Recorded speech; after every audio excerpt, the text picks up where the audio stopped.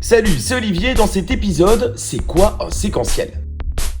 Qu'est-ce qu'un séquentiel ? Alors j'en parlais dans l'épisode 2, un séquentiel c'est très utile lorsqu'on prépare son récit à l'écriture du scénario. C'est une manière finalement d'avoir un peu une espèce de blueprint comme ça, de photographie un petit peu globale de tout le récit, scène par scène ou séquence par séquence, d'où le nom séquentiel.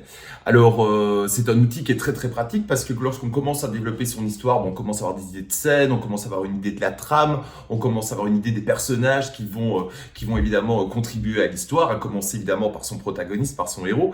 Et le fait d'avoir un séquentiel permet comme ça d'organiser un petit peu, séquence par séquence, voir un petit peu le rythme aussi de l'histoire, combien de temps ça prend pour développer telle partie, et voir un petit peu la longueur, commencer à l'étoffer aussi. Tiens, on a une idée, c'est ça qui est pratique aussi, c'est que plutôt que de la noter quelque part, hop, on la note directement à la bonne séquence dans le séquentiel. Donc du coup, ça permet d'avoir un document comme ça qui va grandir, qui va s'étoffer au fur et à mesure, et seulement qu'on aura un séquentiel qui tient plus ou moins la route, on a une idée globale du sujet, alors à ce moment-là, on peut écrire le scénario comme on en parlait dans un épisode précédent.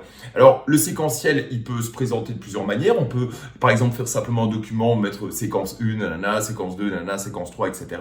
On peut aussi utiliser un tableau. Moi, j'utilisais ça au début, c'était très pratique. J'utilisais un tableau en liège qui m'avait coûté 2,50 € sur lequel je mettais des petites cartes. Et chacune de mes cartes, c'était une séquence. Et donc, du coup, j'avais toutes mes cartes comme ça, les unes à côté des autres. Ce qui est très pratique parce qu'on peut les inverser, on peut en retirer certaines, on peut en rajouter évidemment, on peut essayer différentes combinaisons. C'est assez organique, c'est très pratique aussi pour le partage avec d'autres. Ça, j'en parlais aussi dans un autre épisode quand on disait que c'était bien de partager ses idées avec des potes. Là, le tableau, c'est pratique parce qu'on peut le mettre, c'est physique, tout le monde le voit, disant voilà, il va se passer ça, il va se passer ça. Puis après, quand on discute, mais tu vois cette séquence-là, tu vois ceci, cela, c'est assez pratique, c'est assez ludique aussi, donc c'est assez marrant à utiliser. Donc un séquentiel qui soit sous forme de tableau, de board, ou simplement par texte comme ça, je trouve que c'est un outil qui est vraiment très très pratique pour creuser une idée, voir un petit peu comment elle évolue, aller plus loin, la partager avec les autres, et tout ça évidemment à faire avant d'écrire le scénario. Alors maintenant, la dernière question, c'est qu'est-ce qu'on met dans le séquentiel ? Comment est-ce qu'on le rédige ? Quelles sont les informations qu'on doit retrouver séquence par séquence ?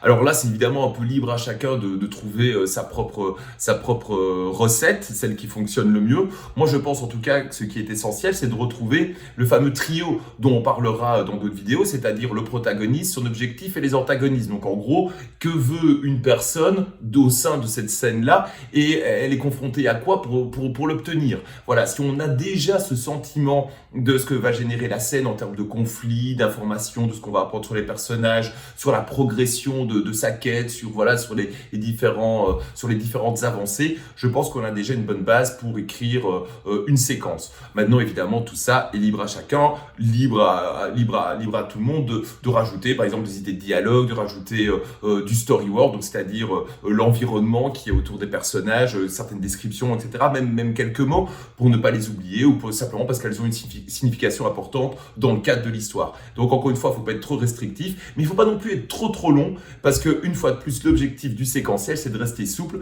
Donc au plus, c'est ramassé et plus rapidement, on peut se dire ok, cette séquence, c'est ça, c'est ça, c'est ça. Au plus, on peut jouer avec et essayer d'aller plus loin, triturer le récit encore davantage.